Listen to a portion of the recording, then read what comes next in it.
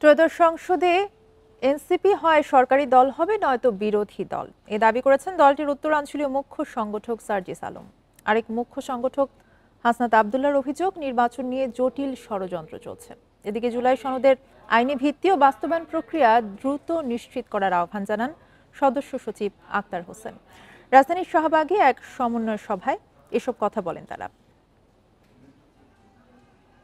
Bundle থাকলে প্রতি সেনমানিতে টাকা বাঁচবে।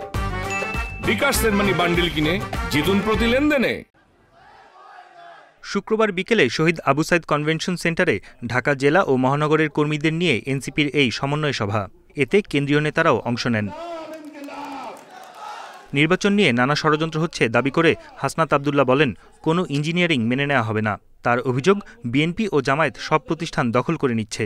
এদিকে সার্জিস আলমের মন্তব্য, আগামী সংসদে সরকারি কিংবা বিরোধী দল দুটির একটি হবে এনসিপি।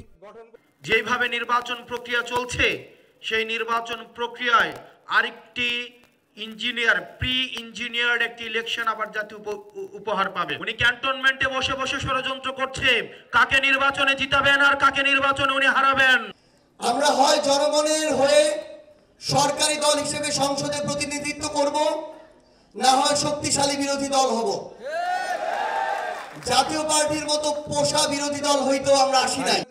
দলের সদস্য সচিব বলেন, জাতীয় পার্টি এখনও দেশবিরোধী বক্তব্য দিচ্ছে। আওয়ামী লীগকে পুনর্বাসনের চেষ্টা করলে পরিণতি ভয়াবহ হবে বলেও হুঁশিয়ারি দেন তিনি। তারা দেশ বিরোধী বক্তব্য দিয়ে যাচ্ছে। তারা আওয়ামী লীগকে বাংলাদেশে নির্বাচনে নিয়ে আসতে চায়। তারা শহীদদের রক্তের সঙ্গে দাঁড়াদারি করতে চায়। আওয়ামী লীগ এবং জাতীয় পার্টি বাংলাদেশে পুনর্বাসিত হওয়ার সুযোগ পায়। বাংলাদেশকে তারা আর বাংলাদেশ রাখবে না, ভারতের বরদ রাজ্যে তারা পরিণত করবে। ফ্যাসিবাদ বিরোধী দলকে তারা আস্ত রাখবে না। জুলাই সনদের বাস্তবায়ন প্রক্রিয়া এবং আইনি ভিত্তির বিষয়টি দ্রুত নিশ্চিত করতে সরকারকে আহ্বান জানান আক্তার হোসেন।